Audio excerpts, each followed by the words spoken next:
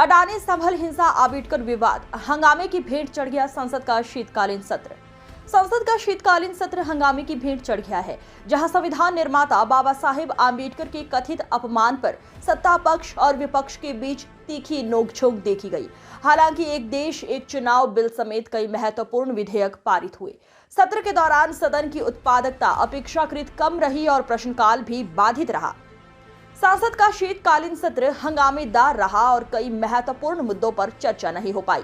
अडानी समूह, संभल हिंसा, मणिपुर हिंसा, बांग्लादेश में अल्पसंख्यकों पर हमले और बाबा साहेब आंबेडकर के कथित अपमान जैसे मुद्दे छाए रहे। सत्ता पक्ष और विपक्ष के बीच तीखी नोकझोंक हुई, यहां तक कि धक्का मुक्की और एफआईआर की नौबत भी आ गई। 18वीं लोकसभा का ये तीसरा सत्र ज्यादातर हंगामे की भेंट चढ़ गया। 26 दिनों में सिर्फ 20 बैठकें हुई और केवल 62 घंटे ही काम हुआ। सत्र की उत्पादकता लगभग 57.87% रही। 39 सदस्यीय कमेटी बनी। इस दौरान जहां संविधान अंगीकार होने के 75 साल बाद उपलक्ष्य में संसद के दोनों सदनों में 2-2 दिन की चर्चा हुई, वहीं लोकसभा में संविधान के 127वें संशोधन के तौर पर एक देश एक चुनाव बिल आया, जो संसद की संयुक्त समिति के पास भेजा गया।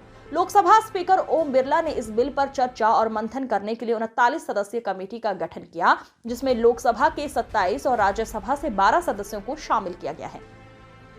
कई विधेयक पारित लोकसभा ने साल 2024-25 के लिए अनुदान की अनुपूरक मांगों को पहले बैच और उससे संबंधित विनियोग बिल 2024 को मंजूरी दी।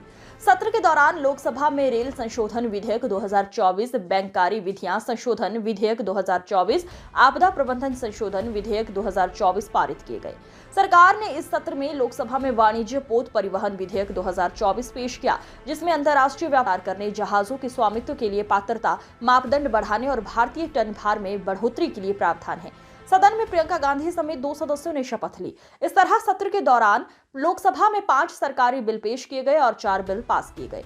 शून्यकाल के दौरान अविलंबनीय लोक महत्व के 182 मामले उठाए गए और नियम 377 के अंतर्गत 397 मामले उठाए गए।